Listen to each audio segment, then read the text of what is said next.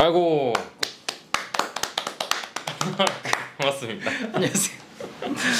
저희 연초에 큐레이션 이제 매거진이라고 저희가 야심차게 좀 작년부터 진행하고 있는 또 그런 웹진이 있습니다. 네. 그래서 이제 아주 왕성하게 활동하고 계시는 곽찬 에디터님을 네. 모시고 이제 이야기를 좀 나눠볼 건데요. 저는 이제 찬님처럼 이제 이력을 시작하는 사람들한테 조금 도움이 되고 싶어요. 네. 그게 트렌드 매거진도 그렇고 이제 전 사실은 그거를 얼마나 내가 최신 인사이트를 감각하고 있느냐가 되게 중요하다고 생각해서 좀 이제 진행을 하고 있었던 건데 활동을 잘 해주셔가지고 너무 감사합니다. 소개를 조금만 해주시겠습니다.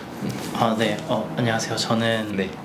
큐레이션 매거진 에디터로 활동하고 있는 곽찬이라고 하고 글을 쓰려고 노력은 계속 하는데 사실 좀 저도 막 아는 게 많이 없는 시작하는 단계에서 쓰다 보니까 이게 인풋과 아웃풋의 부조화가 일어나면서 이게 매주 스스로의 좀 부족함을 이제 느끼고 있고 그럼에도 그냥 그런 공개적인 장소에 사실 글을 쓰고 또 많은 분들이 봐주시는 것 자체가 좀 되게 귀한 경험이라는 생각은 있어서 좀 열심히 해보려고 하고 또 그런 거의 일환으로 오늘 또 아이테를 범일 가옥에 전시를 보러 왔습니다. 네, 그러니까 누가 지나가길래 누구지? 했더니 이제 아시는 분은 아니고 활동하시는 분이라서 너무 반가웠습니다. 그래서 이제 사실 지나가는 길인데 제가 덥석 잡아가지고 유튜브 찍자 이렇게 해가지고 오신 거죠. 네. 그래서 혹시 요즘에 이제 영화 전공하시고? 네. 네. 매거진 글 쓰는 거는 사실 도움이 되는 것 같아요.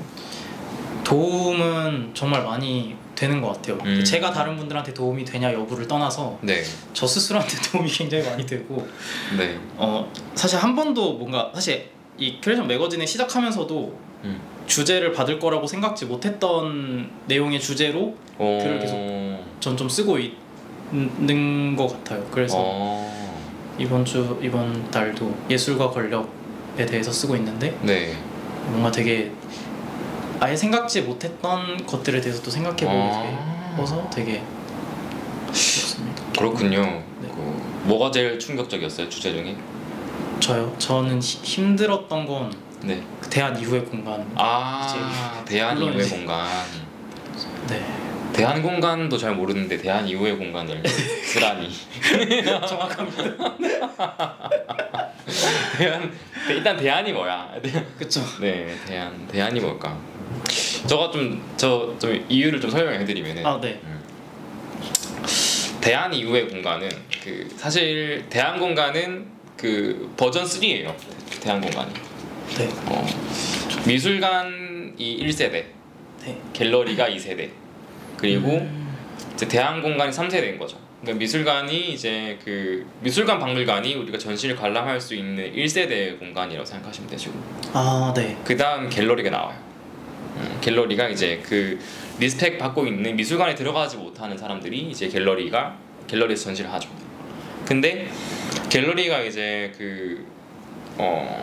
상업적이고 시장이다 보니까 마켓이다 보니까 감상할 만한 것들보다는 팔리는 것들을 전시하는 거예요. 그래서 작지만 감상할 수 있는 전시나 작품을 만드는 사람들이 등장하는 것이 대안 공간이 됩니다. 네. 그러면은 이제 근데 대안 공간이 처음에 나왔을 때는 상당히 이제 급진적인 그리고 확장적인 그리고 필요한 메시지를 내는 공간이었는데 요즘에는 보조금 없으면 운영하지 않는 그런 잘못된 형태로 이제 운영이 되어서 그래서 그런 지금 R&D 예산 삭감되고 예산 삭감되면서 문 닫는 공간이 상당히 많아졌어요.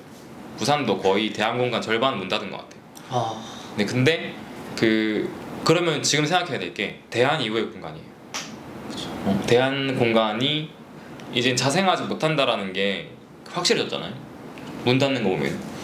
그러니까 이거를 좀 생각을 해보면은 상당히 초점에 있는 대한민국 초점에 있는 아젠다인 거죠. 그래서 이제 그걸 쓴 거였어요. 설명이 더 필요하군요. 너무 아니요, 이거를 키워드만 줬구나. 근데 사실 그게 한 달치를 어쨌든 다 쓰고 나서 그걸 좀 생각해 보니까 이게 진짜 참 제가 쓰면서도 모르고 쓴 게 많았구나라는 생각도 좀 들고 근데 저는 오히려 하면서 대한 공간에 대해서 좀 더 많이 찾아보게 돼서 좋았고 키친 같은 그 백남준 선생님 전시하신 것도 다시 찾아보고 하면서 도 많이 듣고 그런 아카이브가 저는 스스로 하면서 찾는 거거든요. 사실 누가 이제 이 방향이 맞으니까 이거를 공부해라고 말하는 것보다 그 특정한 목표 아래서 이제 내 살을 내가 붙여 나가는 게 맞는 것 같아요. 요즘 또 AI가 굉장히 잘 알려주기 대한민국의 예시를 알려줘 하면 이제 근데 또 막 거짓 정보 좀 추려내고 그 중에 사금 찾듯이 또 찾아내면 네. 이거는 누가 봐도 개소리야. 다시 찾아. 그렇군요. 그리고 예술계 권력은 사실 반드시 필요합니다. 지배 구조를 알고 있어야 돼요. 이 내가 예술계 방향 그리고 실제로 이 담론을 누가 형성하냐. 우리가 이 도는 이 이야기를 누가 형성하고 있냐. 그거가 상당히 중요하거든요. 그거를 캐치해야 돼요. 근데 이 예술계 권력을 누가 쥐고 있냐. 시장이랑 또 달라요. 뭐 시장도 권력이라고 할 수 있지만 돈이 권력이니까 요즘에는. 근데 뭐 그런 것들을 한번 지형을 좀 탐색을 해보라. 그런 거를 이제 좀 부탁드리고 싶었습니다. 그리고 저가 좀 궁금하기도 하고 그리고 그런 것들이 상당히 이제 제가 도움이 되더라고요. 매달 이제 저도 나름 공부를 하고 있어가지고 제가 이제 매주 그 논문을 많이 읽으려고 하거든요. 상당히 이제 저도 이슈랑 그런 연구 자료들은 계속 이제 보는 편이어서 그거를 보고 가장 필요한 그런 이제 아젠다 키워드를 드리려고 하고 있어요. 감사합니다. 도움이 많이 되고 다행입니다. 또 릴스 올려주시는 거랑 같이 보니까 더 약간 도움이 2배로 릴스 동영상 강의까지? 네. 연계가 좀 되잖아요 사실. 맞아. 연계가 좀 돼서 한번 이렇게 릴스 컨텐츠는 뭐가 좋은 것 같아요? 저 일단은 그 아트 리뷰 1부터 100까지는 할 거거든요. 네, 그거 다음에 좀 고민입니다. 근데 저는 이번에 그게 너무 재밌어서 어떤 예술계 권력 그게 너무 재밌어서 저도 또 찾아보고 아는 사람 있나 보고 아는 사람 없죠? 저는 2분 있었는데 누구 있었어요? 스티브 맥킨 알겠다 유명한 스티브 맥킨이랑 한병철 선생님이 39위에 계시더라고요. 그래서 이분이 어째서 여기 계시지? 근데 뭐 막 봤을 때 저도 좀 재밌었던 게 백등이 돈 잘 버는 백등은 아닌 것 같아요. 뭐 이제 저도 물론 너무 한명찬 선생님의 책을 좋아하지만 뭔가 이렇게까지 영향력이 있으셨나라는 생각을 한 번도 해본 적은 없거든요. 왜 좋아하세요? 저는 근데 사실 제가 제 눈앞에 맞닥뜨린 문제들에 대해서 많이 얘기해 주시는 것 같아요. 뭐 피로사회에서 뭐 경쟁사회 신자유주의 비판해 주시는 것도 그렇고 디지털에 대해서도 되게 비판을 많이 하시는데 그런 것들 그리고 서사 붕괴에 대해서도 얘기를 되게 많이 하시거든요. 근데 그런 것들이 좀 서사 예술을 하고 싶어 하는 저에게 굉장히 좀 와닿기도 하고 좋기도 하고 근데 한편으로는 이게 내가 듣고 싶은 소리라서 좋은 건가? 이 생각도 또 한편으로는 들기도 하고 뭐 그런 맹아진의 감정을 느끼지만 아무튼 네, 한 명의 팬으로서 좋아하고 있습니다. 39위니까 한 달 뒤쯤에 나오겠네요. 네. 한 달 뒤쯤에 나온. 저도 이거를 그 만들면서 이게 정보가 재밌는 정보를 찾아야 되더라고. 이거 저기 네, 좀 그런 시간이 좀 생각보다 그 적당히 좀 걸린다. 재밌는 정보를 찾아가지고 이게 말해야 돼가지고.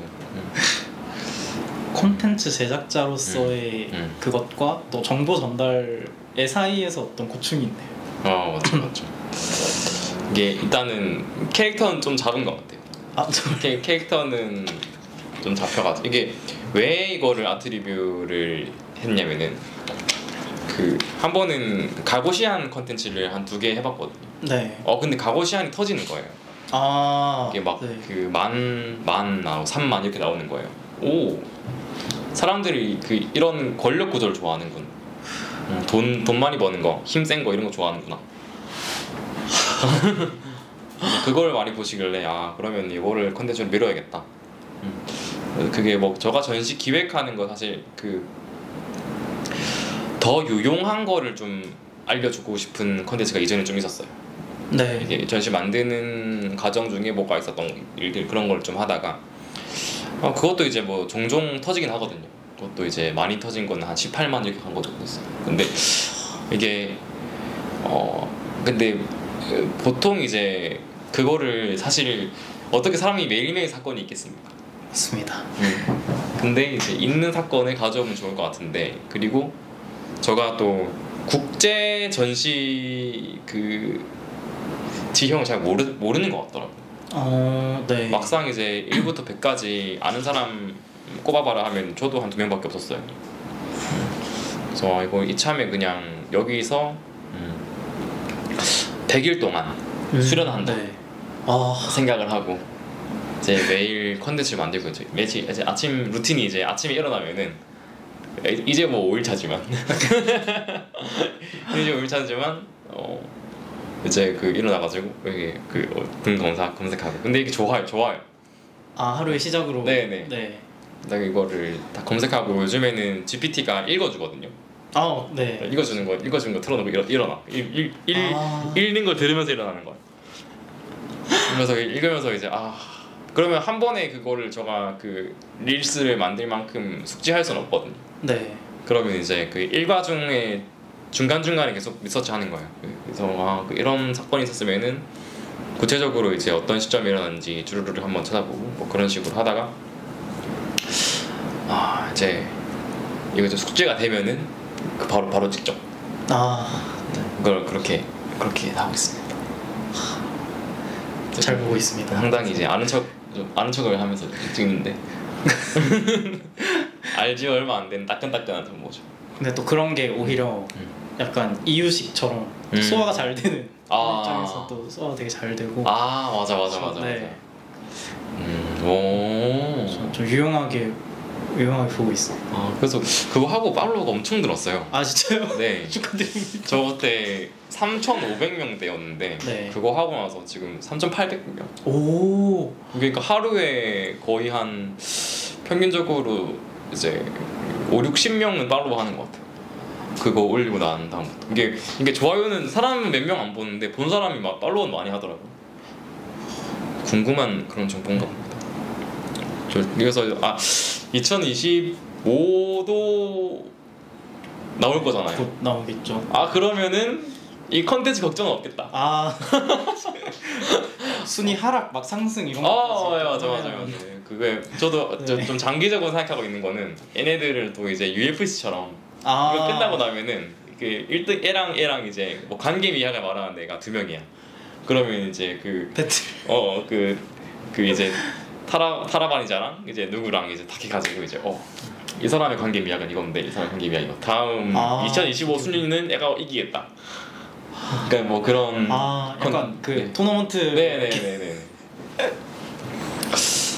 그래서 이제 그 100명이 이제 그 카운셀링 되면은 그 이제 미리 한번 예측해 보는 것도 가능하겠죠. 내가 생각하는 2025 1등 누구냐? 저는 안 되겠지만 전 101등으로 하고 그렇게 이제 계속 하고 네. 영어로 하고 뭐 그러면 나중에 이제 언젠가 한 자리에 100위 뭐 이렇게 그럴 수도 있죠. 네, 예상 이렇게 해서 그러면 사상에 영향을 줘. 관계를 더듬는 관계 더듬이로서 좋은데요? 어떻게 그럼 102등으로 가시죠. 아유 재밌네요. 그래가지고 네. 저는 그렇고요. 선생님은 이제 진로 상담을 좀 이제 해보고 싶은데요. 네. 감히 제가 한번 아닙니다. 도움을 좀 드리고 싶은데 어떻게 너무 무겁나요? 아니요. 네. 그쵸. 일단 질문을 제가 네. 고민을 터놓아야 할 것 같은데. 고민을 한번. 간단하게. 근데 네. 진짜 당장의 제일 큰 고민은 저한테 제일 크게 체감되는 건 AI인 것 같아요. 그게 AI? 사실은 네. 생각보다 엄청난 공포로 다가와. 창작자의 입장에서.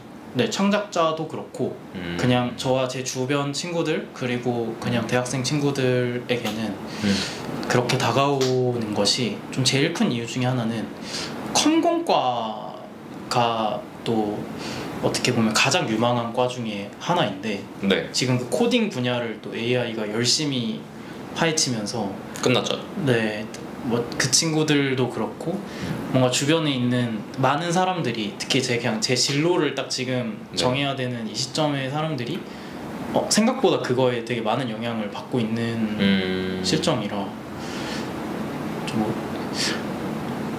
당장의 고민은 일단은 AI 시대에 주니어 네. 직무가 없어지는 네. 그런 게 좀 두려운 거예요? 네, 일단 지금은 맞아. 지금 사실 타이밍적으로 AI가 뭐 클로드, 커서, GPT, 감마, 이제 퍼플리시티, 네.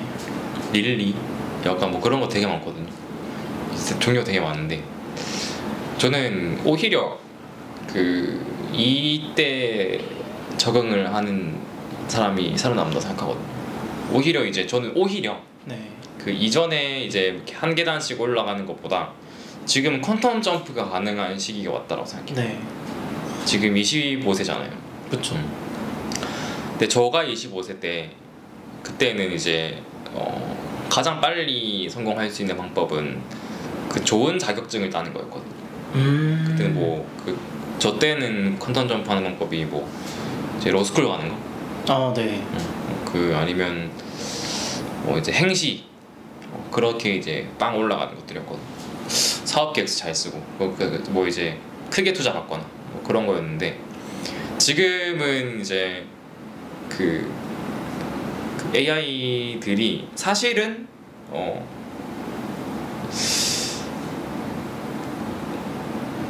1%의 사람들보다 똑똑하진 않아요. 네. 아무리 AI를 잘 써도 원래 사업 계획서를 잘 쓰는 그룹보다는 못 쓰거든요. 그러니까 우리가 인사이트를 관찰하는 게 조금 빨라졌을 뿐이지 네. 사실은 웰메이드 되는 정도의 감도를 따라오지 못하거든요. 그림도 보면은 이제 지금도 많이 좋아졌긴 했지만 지금 사람이 만든 게 훨씬 낫잖아요. 사진이 훨씬 낫고. 그렇죠. 네. 영화라는 이쪽도 사실은 AI가 따라가지 못할 거라고 생각하거든요. 네.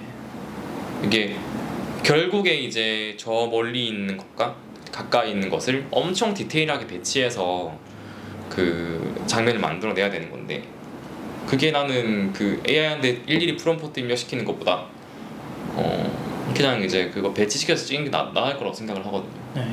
결국에는 이제 인간이 원하는 최고급의 감도는 AI가 따라오지 못할 거예요. 결국에는 품이 비슷할걸요.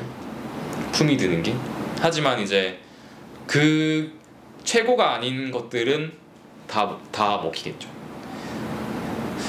뭔가 사실 영화도 네. 뭐 AI 영화 많이 나오지만 퀄리티가 아직 떨어지기도 하고, 사실 작년 아카데미 수상작도 제가 알기로 반 넘게 필름으로 디지털로 찍은 다음에 필름으로 다시 옮겨서 색 보정하고 후처리하고 다시 상영하고 이런 작품들 되게 많아가지고 뭔가 아날로그에 대한 고민도 드는 한편으로는 뭔가 그냥 약간 제일 크게 두려운 거는 이게 뭔가 사람들의 삶 자체를 바꿔버릴 것 같은데 이게 가늠이 안 되니까 제일 두려워요. 약간 베냐민도 기술복제 시대에 막 얘기하면서 아우라 없어지고 그 상태에서 뭐 어떻게 해야 되냐 이런 비전들을 계속 얘기하잖아요. 근데 이제 기술이 자가복제를 하는 시대가 와버리니까 이제 진짜 어떻게 되는 거지?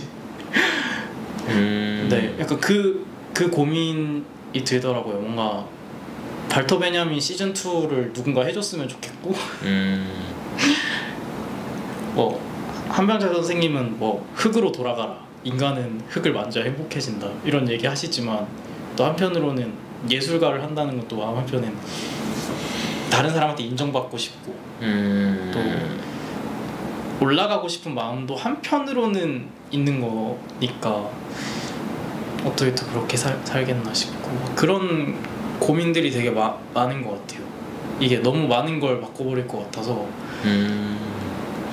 어느 방향으로 뛰어야 되지? 이 고민이 많아요. 어느 방향으로 점프해야 되지? 저는 결국에 성실하면은 상관없다고 생각하고, 그게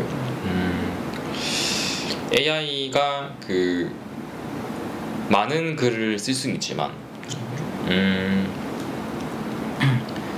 입력을 매일 하지 않으면 값이 안 나오잖아요. 네. 그러니까 이게 성실하다라는 것이 그 우리가 실제로 매일매일 시간을 들여서 어떤 일을 한다라는 게 전 오히려 그 노동의 가치가 더 극대화될 수 있다고 생각하거든요.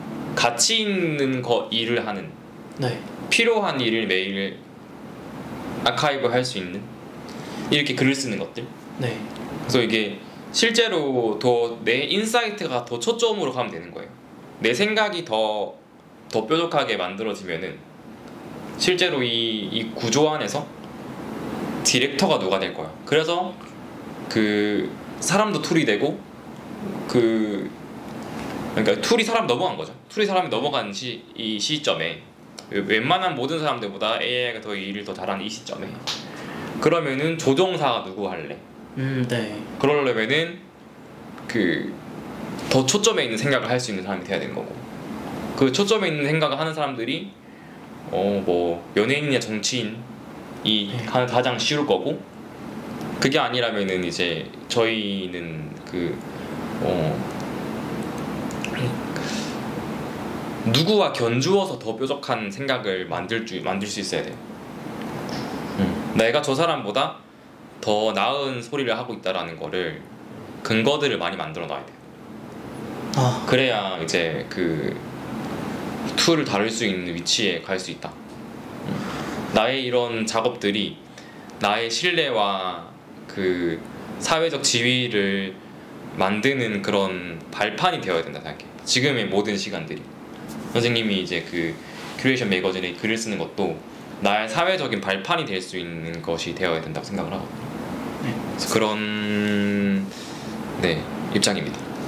그러면은 그 AI 시대에 조종사가 될 수 있지 않을까. 정진하겠습니다. 좋습니다. 근데 어차피 AI는 사람 못 이겨요. 근데 또 뭔가 창작자로서의 또 하나의 고민은 그 AI와 같은 또 연장선상에서 예전에 펜으로 글을 쓰는 시대에서 키보드로 넘어올 때, 타자기로 넘어올 때 정말 많은 사람들이 그거에 대해서 의견을 냈잖아요. 타자기로 글을 쓰면 안 된다. 그걸 쓰는 것보다 펜으로 쓰는 게 더 낫다.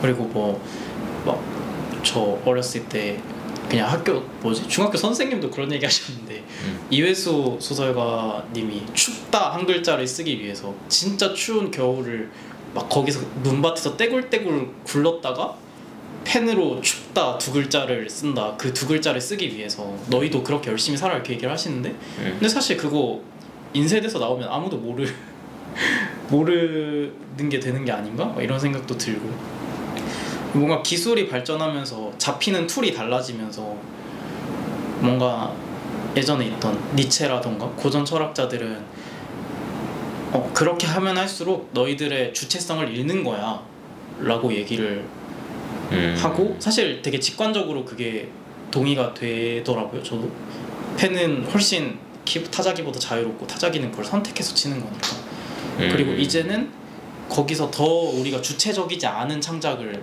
하게 될 것만 같고 그렇군요. 저는 조금 다른 생각이 네. 그러니까 이제 그 감성을 체화되지 않은 감성은 뭐 이제 인정할 수 없다 혹은 휘발된다 이런 말인 것 같은데 네. 육체로 경험되지 않는 네. 육체로부터 나온 감성이 아니라면 그 이제 뭐 이제 뭐 가치가 없다 이렇게 생각될 수 있는데 넌 이게 그 지점이 다르다고 생각해요. 그러니까 내가 환경에 따라서 저는 감성이 수집되는 게 달라진다고 생각하거든요. 네. 그러니까 그 이회수 작가님께서 그 작업을 하는 그 시절에는 그 추운 거를 글로 춥다라고 쓰는 게 더 나을 수도 있어요. 네. 그런데 우리는 이제 그 이제 펜 말고도 너무나 많은 툴들이 많잖아요. 그렇죠. 근데 제 다시 원초적으로 더 돌아가 봐요. 그 춥다라는 생각을 글을 쓰고 싶다 전으로 돌아가요. 더 원초적으로. 네. 그러면은 그게 내가 어떤 것을 창작하고 싶다라는 생각일 거거든요. 네. 더 원초적이건. 근데 그거를 이제 뭐 하지 하면은 이제 그 환경 춥다 묻혀서 해야지 이렇게 나오는 건데 그러면 우리도 우리 환경에서 어떤 걸 만들어내고 싶어요. 그러면 AI 난 AI 10,000개를 돌려서 그쵸. 네. 책을 10권 쓰는 것으로 내 감성을 표현할 거야. 이게 그 시대에 따라서 최선이 발휘될 수 있는 무대가 다른 건데. 네. 이거를 이제 선택하지 않을 이유가 없는 거죠. 이미 시대가 바뀌었어요. 그래서 이 툴을 가지고 가장 진정성 있는 작업을 누가 할 것이냐. 네.